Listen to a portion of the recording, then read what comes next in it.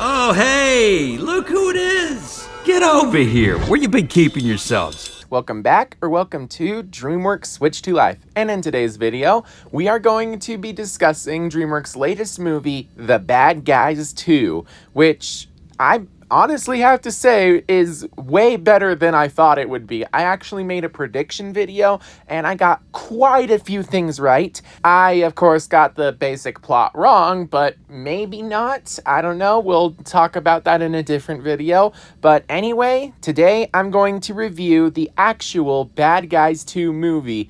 And I just gotta say, it was amazing. In my opinion, the single greatest sequel of the 2020s. Yes, you heard me right. So the first movie was extremely good. I loved it because it was funny, action-packed, the animation was just so unique, and well, all of that was dialed up to 11 in the sequel, which I really loved. And I especially loved how emotional this movie was with the bad guys and the character arcs that they go through. Honestly, my one critique for this movie would probably be that, once again, Mr. Shark, Miss Tarantula, and Mr. Piranha do not have that standout energy that Mr. Wolf, Mr. Snake, and the other characters of this movie do. So without further ado, let's dive into it. First off, animation.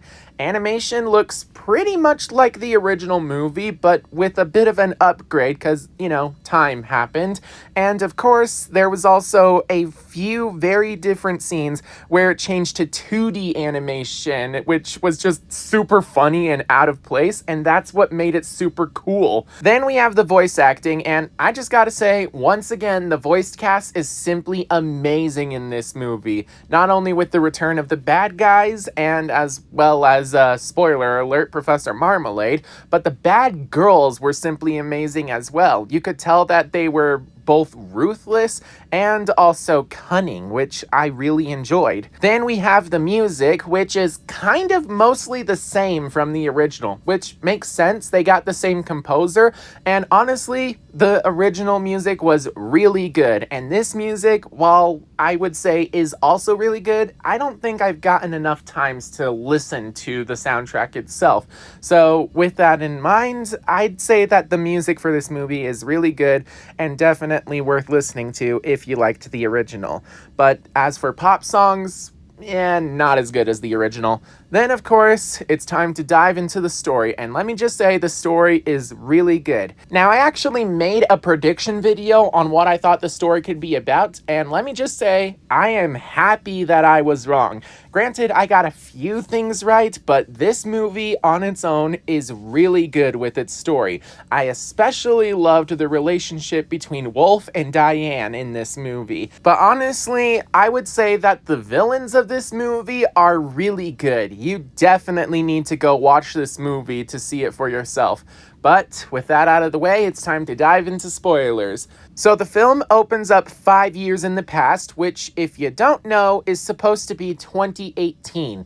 At this point, we see a heist, which happens to be the very first heist for Ms. Tarantula, aka Webbs, who is actually just a rookie on the team at this point, because unlike the rest of the bad guys, she came in later, which is exactly what happened in the book series, so I really enjoyed that. Now, if you've seen the trailer, you know that this heist is about getting Mr. Wolf's car that he would drive around in all of their future heists up until the end of the first movie. During said heist, they end up scaring the car's original owner, Mr. Solomon, by portraying the monster that the big bad wolf is supposed to be. And then we fast forward 5 years into the present day, or really, I should say 2023, as that's when the second movie takes place. Yeah, if you don't know, The Bad Guys original movie takes place in the summer of 2021, with an epilogue taking place in the summer of 2022.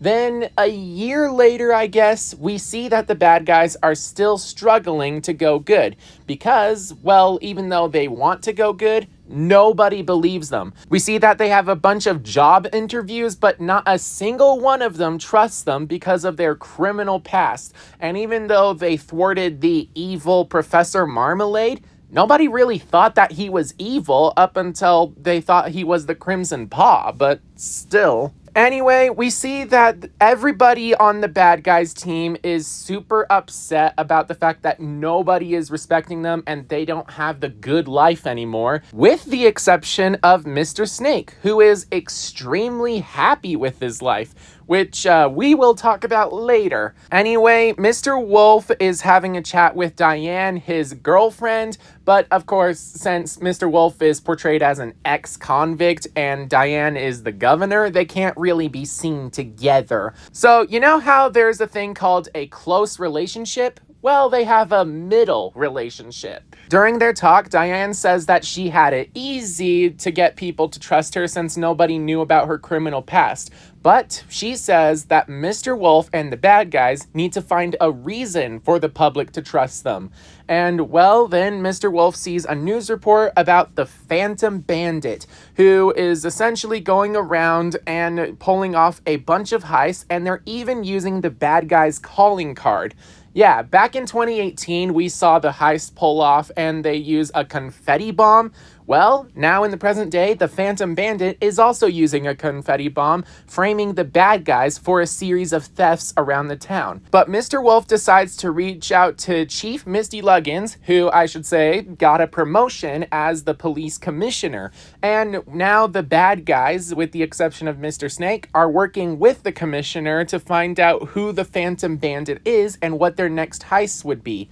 Eventually, they discover that all of the items that are stolen all have one thing in common. They're made of MacGuffinite. Yeah, that name sounds made up, and I'm pretty sure it is. So behind the scenes, they just wanted to create a medal for the script, but then they needed a name for the medal, and they realized, hey, most objects that people look for in movies are called MacGuffins.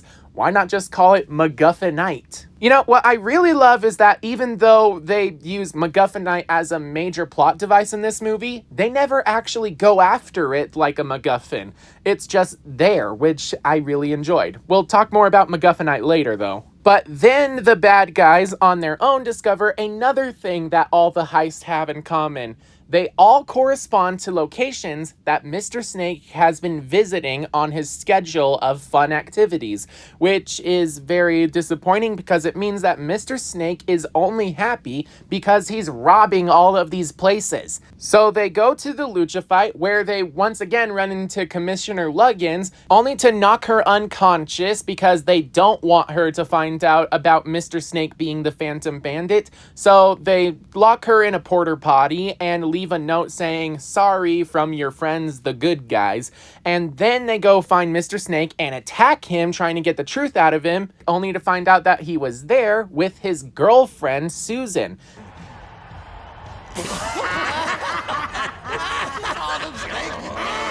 Yeah, apparently the reason that Mr. Snake is so happy is because he has a girlfriend. Nothing to do with robbing the place.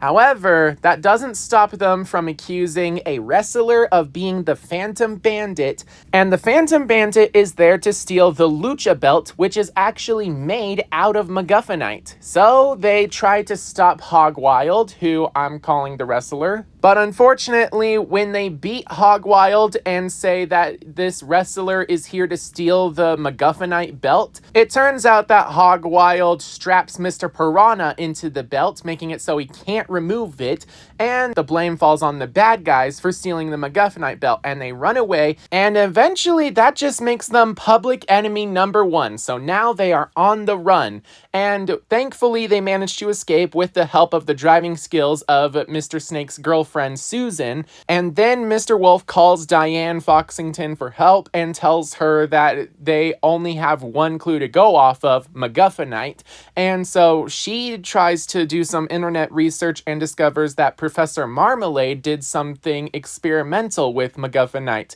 So she goes off to prison to talk to Marmalade.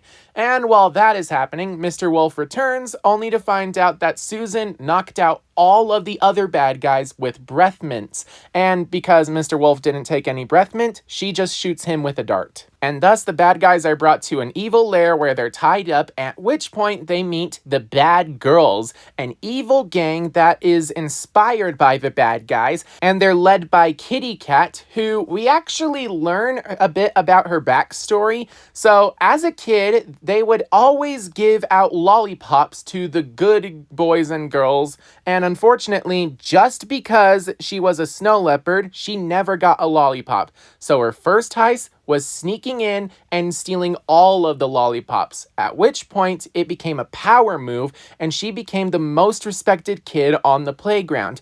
After that, she just pulled off heist for the sake of power moves, just like the bad guys. See, what the bad guys did, even in the original movie, they weren't stealing just for the loot, and we saw that with all the money flying out of the car window in the first film. They steal because it's a power move, and it gets them respect. The greater the actual heist is, the better the reputation. And so, Kitty Cat makes a big plan to pull off one big heist, along with her bad girls, one of whom is the Hog Wild Wrestler, whose real name is Pigtail Petrova, and she is a very big-time crime nerd, even going so far as to fangirl over the fact that the bad guys are in their lair and the fact that she kicked their butts in a wrestling match. And then there's Susan, who, that's actually just an alias, not even her real name. She's actually called Doom. Yeah, apparently Mr. Snake's girlfriend is a backstabber, a traitor, and she outsnaked Snake, which just makes her super hot in the eyes of Snake, which is super funny. Like, I mean, that's not how relationship works, and yet Mr. Snake is still madly in love with her, which I really loved. I also loved the way that the two met up because it was just super funny. And what I really love is that even though it started as a fake relationship just to lure in Mr. Snake, I'm pretty sure that the two of them actually had a real relationship, and even Doom fell in love with Mr. Snake, which I absolutely loved. It's a wholesome relationship that's built on backstabbing and betrayal. But anyway, the whole point of that was to lure in the bad guys and make it so that they could be framed for a crime, giving them no choice but to help the bad girls. And yet the bad guys still decide to be good. And, well, that's when Kitty reveals that she has blackmail. Using security footage, she's able to reveal that she knows about Diane's secret identity as the Crimson Paw and will unleash the video across the globe if they don't help her. And so, with no other choice, the bad guys decide to help the bad girls in the next heist. And that heist is to steal a rocket ship, which at this point is just being called a power move to get reputation. And, well, they decide to help out, and they reveal that they're not actually going to break into the rocket station. They're actually going to break into a billionaire's house who actually owns the rocket, because he has a watch that controls everything on the rocket station, including the rocket itself. So they go to the billionaire's house, who is named Mr. Moon, and they need to get the watch off of his person because he never takes it off. So Mr. Wolf has to get up close and personal, and thanks to some hijacks and technology, they managed to do just that. But that's when Mr. Solomon shows up, and he's the billionaire that they stole the car from back in the flashback sequence at the start of the movie. So he will instantly recognize Mr. Wolf, and thus the heist goes wrong, at which point they need to pull off a second wave. It turns out that Mr. Snake and Doom accidentally knocked out the bride of Mr. Moon with a dart. So, by going undercover, Mr. Wolf is able to get up close by being the bride. Mr. Shark pretends to be the wedding officiator, and Mr. Piranha is in charge of stopping Mr. Solomon. And, well, Mr. Solomon is still trying to figure out who this mysterious person is, and when he sees a silhouette of Mr. Wolf as well as his claws, he realizes who the bride actually is and calls an objection. And it looks like the heist is going to go super wrong, But it turns out that was the plan the whole time. By causing a distraction with the objection, it gave them just enough time for Mr. Wolf to steal the watch, replace himself with the actual bride, at which point, when the bride is unveiled, it's not Mr. Wolf, it's the normal bride. So Mr. Solomon is just a crazy person, or at least portrayed as such. All the while, Mr. Wolf and the rest of the bad guys and bad girls get away with Mr. Moon's watch so that they can finally steal the rocket. Now, while all of this is going on, Diane is having a conversation inside of a maximum security prison with Professor Marmalade, who for some reason got super jacked and buff. But anyway, they're playing a game of Connect 4, and they just have a conversation on what MacGuffinite actually is, and it's revealed that it has a very interesting property. It turns out that when MacGuffinite is electrically charged, it becomes a gold magnet, capable of making gold just burst through walls and stick to the MacGuffinite, which is super powerful, and that's why the bad girls have been stealing it. So, somehow, using technology and her ingenuity, Diane is able to track down the location of the bad girls and then able to find out that they're trying to steal a rocket ship, and so she goes to the rocket ship. While that's going on, the bad guys and bad girls are just chilling, and at this point, Mr. Wolf and Kitty have a conversation about how they're not living the good life. Sure, they're trying to go good, but they're kind of living in poverty. They don't have a job, nobody respects them, nobody trusts them, and they're not happy. When just a couple years ago, when they were doing crimes and robberies, they were happy with their lives. So Mr. Wolf is actually considering telling the bad guys that they should go back from being good. But the bad guys managed to convince him to not do that because they had a plan. They were going to capture the Phantom Bandit and get credit, at which point people would start to trust them. And now that they actually have footage saying that the Phantom Bandit actually framed them for the crime, they can actually go to the police, turn in the Phantom Bandit, and become heroes. Unfortunately, the bad girls overhear this and recapture the bad guys, at which point the bad girls lay down a trap for the bad guys. See, they reveal what MacGuffinite is by locking them in gold handcuffs, and then they hang them from the ceiling using a MacGuffinite magnet, and they reveal that the magnet is actually linked to a video upload of Diane's secret identity as the Crimson Paw. If the magnet is turned off, the video will upload. If it's turned on, the upload will pause. So the bad girls call the police and say they have the bad guys at this location, and so they have a very limited time to decide. They can either upload the video of Diane and escape, or they can turn themselves into the police and Diane's secret identity will be safe.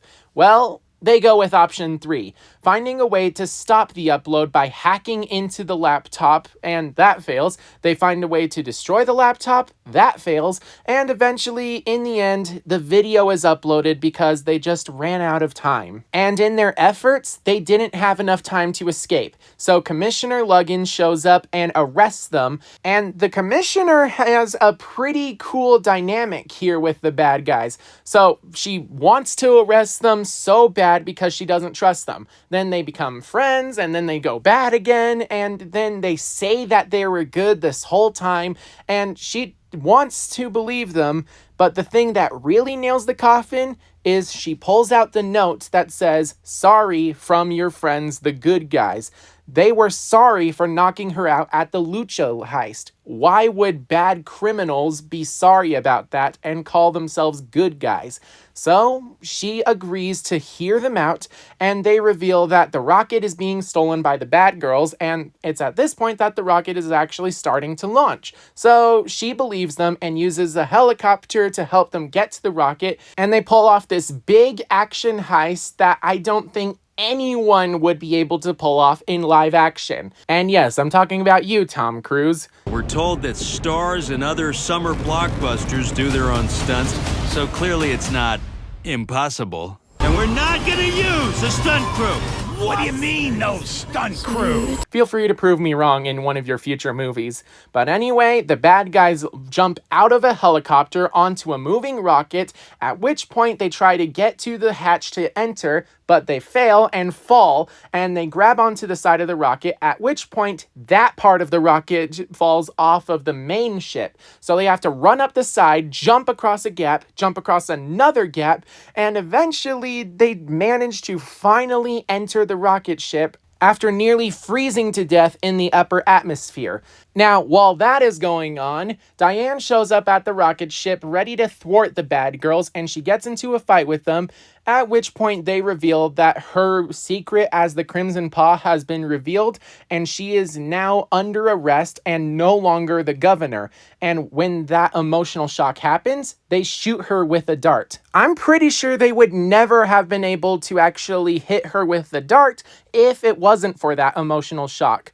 But because of that, she ends up nearly falling unconscious and is able to just barely crawl herself into the rocket ship before she passes out. So when the rocket ship launches, she's actually just sleeping inside of a hidden compartment. So the bad girls then use the rocket ship to go to a satellite station, at which point Pigtail attaches all of the MacGuffinite that they have onto the satellite, and then when it powers up, gold starts flying out of all the buildings on planet Earth and ends up attaching itself to the satellite. And because of that, it's like a gold apocalypse. Buildings are being destroyed. People are flying everywhere as they lose all of their jewelry. I'm honestly surprised that they didn't show a guy losing his gold-filled teeth. At this point in time, even Professor Marmalade isn't safe from the gold apocalypse because he's being released from prison now that Diane's secret identity as the Crimson Paw is revealed. He has no crime he's committed on record.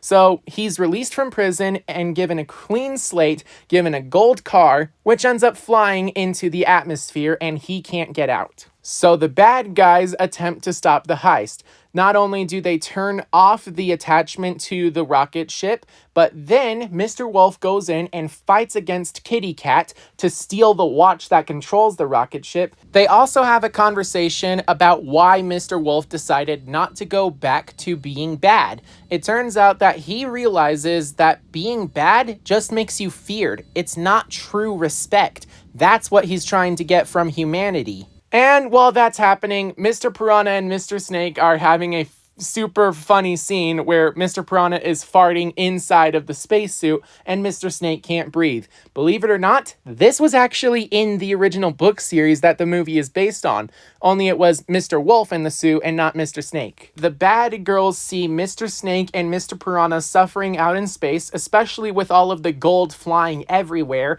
and Doom and Pigtail try to turn off the MacGuffinite magnet, but Kitty lashes out at them and says to continue with the heist even if it's going to kill them. So they decide to go against Kitty and they partner up with the bad guys. But anyway, they manage to detach the rocket ship from the station, and then Mr. Wolf uses the rocket ship and launches it at the MacGuffinite magnet, destroying the magnet and making all of the gold return to Earth, which is kind of not what happened because, you know, space, zero gravity, but a lot of gold that was still in Earth's atmosphere falls right back down, with a very large percentage of the gold still just in Earth's zero gravity field. So the bad guys has destroyed the only way for them to get home safely, and now the satellite is on a crash course with planet Earth, and Kitty is upset that the heist has been ruined, and she lashes out and attacks Mr. Wolf, only for Diane to jump in at the last minute and attack Kitty and end up pummeling her to unconsciousness. And then, what I think might be the first time ever, Mr. Wolf and Diane share a romantic kiss. Especially now that Diane is no longer the governor, they no longer need to hide their relationship. Unfortunately, they can't get home because they just destroyed the rocket ship to destroy the satellite. So now the satellite is crash landing towards Earth and they have to find some way to land it safely or they're going to die trying. And well, they die. Yep, the movie ends with the bad guy's funeral because everybody is mourning the loss of these heroes. Yeah, apparently it took them dying by saving the world from a gold apocalypse in order for humanity to actually view them as reformed criminals. And unfortunately, now it's too late. Meanwhile, the bad girls are given punishments. Kitty is sent to a maximum security prison, probably the same cell that Marmalade was in, and then Doom and Pigtail, because they decided to help the bad guys, were actually just given community service. And at the same time, that's really good because it means that Mr. Snake can leave messages to Doom. Yeah, it turns out that the bad guys aren't actually dead because Commissioner Misty Luggins decided to frame their deaths, at which point they would then be recruited into a secret agent government called ISGLOP. I completely forgot what ISGLOP actually stands for, but essentially, now the bad guys get to do what they've always done best, pulling off heists, but this time they're doing it to help humanity by being secretive. And I love the fact that the bad guys got a happy ending by becoming secret agents, and that leads us into the end credit scene, which I will not be talking about in this review because this is probably the very first DreamWorks movie to have an end credit scene that hints towards a potential sequel.